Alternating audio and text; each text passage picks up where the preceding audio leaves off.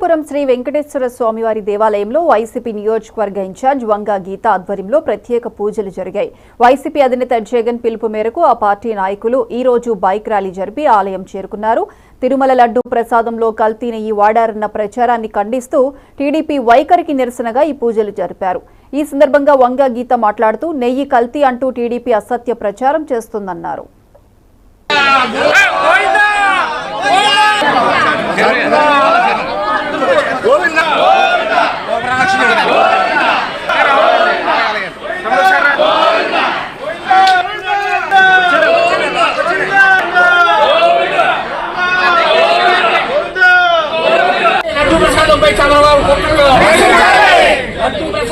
తప్పుడు ప్రచారం చంద్రబాబు తప్పుడు ప్రచారం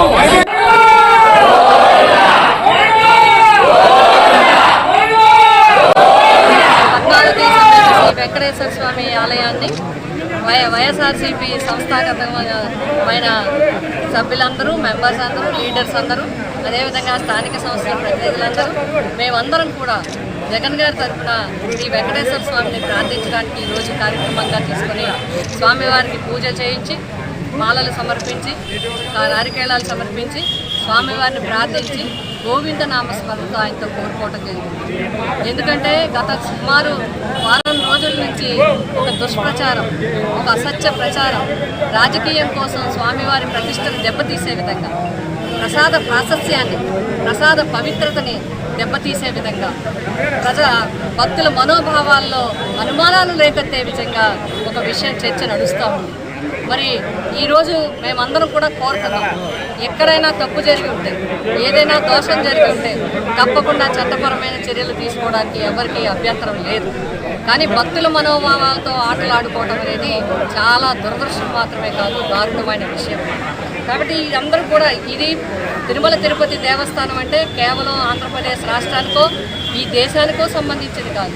ప్రపంచ దేశాలు సైతం ఇంచుమించుగా 70% పైన ప్రజలు ఎవ్వరు వచ్చినా సరే ఇండియాకి వస్తే తిరుపతిని చూసి దర్శించి వెళ్తారు.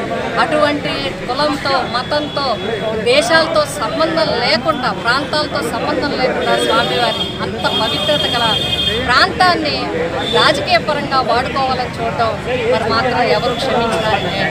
అందుకే మేము కోరుతా ఉన్నాం. నిన్ననే జగన్ గారు కూడా మొత్తం అన్ని విషయాలు కూడా తేటతెల్లం చేయడం జరిగింది. ప్రెస్ మీట్ ద్వారా వారు కూడా స్వామివారి దర్శనాలకు వెళ్ళి స్వామివారిని ప్రార్థించడానికి వెళ్ళటానికి వస్తే అనేక అడ్డంకులు కల్పించారు.